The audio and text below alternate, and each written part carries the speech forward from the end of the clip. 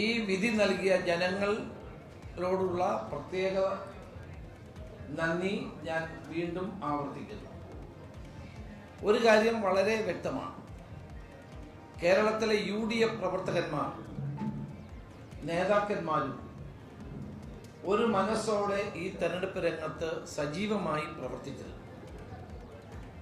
പ്രചരണ സമിതിയുടെ ചെയർമാൻ എന്ന നിലയിൽ പ്രചരണ പരിപാടികൾ കോർഡിനേറ്റ് ചെയ്യുന്നതോടൊപ്പം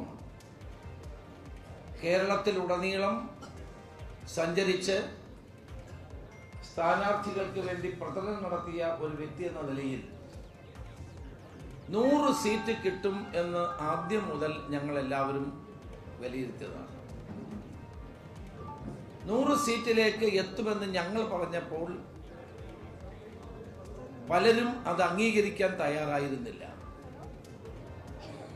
ഞങ്ങളുടെ അവകാശവാദത്തെ സ്ഥാനമൊഴിയുന്ന മുഖ്യമന്ത്രി പറഞ്ഞത് ഞങ്ങൾക്ക് LDFന് അതുക്കും മേലെ കിട്ടുമെന്നാണ്. ഇപ്പോഴെന്തുണ്ടായി എന്നത് കേരളത്തിലെ ജനങ്ങൾക്ക് ബോധ്യപ്പെട്ട കാര്യമാണ്.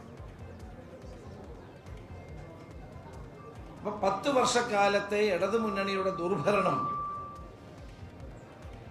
ഓരോ തെരഞ്ഞെടുപ്പിലും ഉണ്ടായ പരാജയം, അതൊന്നും ഗവൺമെന്റിന്റെ വിധിയെഴുത്തല്ല എന്നാണ് മുഖ്യമന്ത്രി പറഞ്ഞത്, പാർട്ടി സെക്രട്ടറി പറഞ്ഞത്.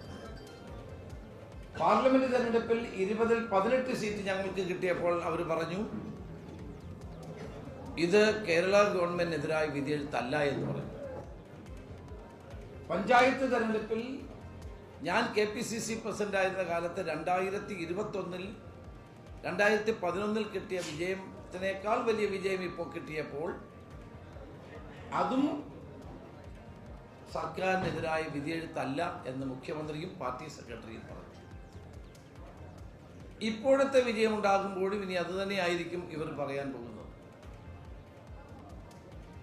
ഒരു പാർട്ടി എന്ന നിലയിൽ CPM ഗുരുതരമായ ജീർണത നേരിടുന്നു എന്ന് ഈ തെരഞ്ഞെടുപ്പ് തെളിയിക്കുകയാണ്. ഈ തെരഞ്ഞെടുപ്പിൽ